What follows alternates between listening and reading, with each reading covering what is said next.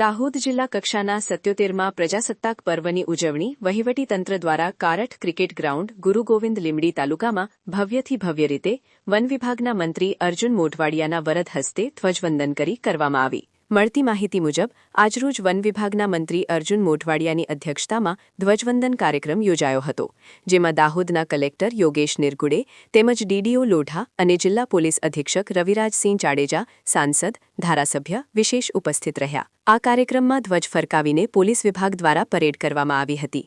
ત્યારબાદ તમામ વિભાગના ટેબલો રજૂ કરવામાં આવ્યા, જેમાં ખેતીવાડી શાખા, આરોગ્ય વિભાગ, આઈસીડીએસ વિભાગ, વન વિભાગ, પોલીસ વિભાગ, પશુપાલન વિભાગ, બરોડા બેંક ઓફ લીમડી વગેરે ટેબલો દ્વારા તેમની જાતજાતની યોજનાઓ વિશે જાણકારી આપીને રજૂ કર્યા હતા। અને the new achiever pre science school લીમડીએ રામાયણનું લવકુશનું સુંદરકાંડ પાત્ર રજૂ કર્યું હતું। ભારત દેશ અને ગુજરાત સરકાર વિકસિત હરણફાળ ભરી રહ્યો છે, ત્યારે દેશના વડાપ્રધાન નરેન્દ્ર મોદી અને મુખ્યમંત્રી ભૂપેન્દ્ર પટેલ આદિવાસીઓની ચિંતા કરીને વિકાસ માટે અદ્યતન સુવિધાઓ ઉપલબ્ધ કરાવતા જોવા મળે છે। અને આ કાર્યક્રમમાં દેશભક્તિની કૃતિઓ રજૂ કરાઈ હતી, જે દરેક કૃતિઓને દાહોદના સાંસદ સભ્ય જશવંતસિંહ ભાભોર દ્વારા 1001 અને જાલોદના લોકલાડીલા ધારાસભ્ય મહેશભાઈ ભૂરિયા દ્વારા દરેક કૃતિઓને ₹5,000 રોકડ રકમ અને જિલ્લા પ્રમુખ કરણસિંહ ડામોર અને હર્ષદ નાયક સરપંચ કારઠ દ્વારા પ્રોત્સાહિત કરવામાં આવ્યા હતા।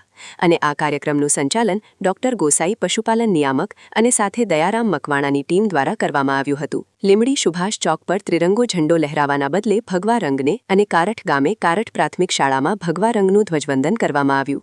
વહીવટીતંત્ર દ્વારા લીમડી તાલુકા પંચાયતને ₹25 લાખનો ચેક અને કારઠ ગ્રામ પંચાયતને ₹2 લાખનો ચેક અર્પણ કરવામાં આવ્યું। વન વિભાગ દ્વારા વૃક્ષારોપણ કાર્યક્રમ કરીને તમામ સાંસ્કૃતિક કૃતિઓ રજૂ કરનાર બાળકોએ મંત્રી અર્જુન મોઢવાડિયા અને કલેક્ટર નિરગુડે તેમજ પોલીસ અધિક્ષક સાથે ફોટાઓ પાડ્યા હતા। દાહોદ જિલ્લામાં સારી કામગીરી કરવા બદલ પોલીસ વિભાગ, આરોગ્ય વિભાગ, આઈસીડીએસ વિભાગ, પશુપાલન વિભાગ, મામલતદાર કચેરીઓ, તાલુકા પંચાયતના વિકાસ અધિકારી ગઢવી સાહેબ વગેરેને સારી કામગીરી કરવા બદલ પ્રમાણપત્રો વહીવટીતંત્ર અને મંત્રી અર્જુન મોઢવાડિયાના અધ્યક્ષસ્થાને એનાયત કરવામાં આવ્યા હતા।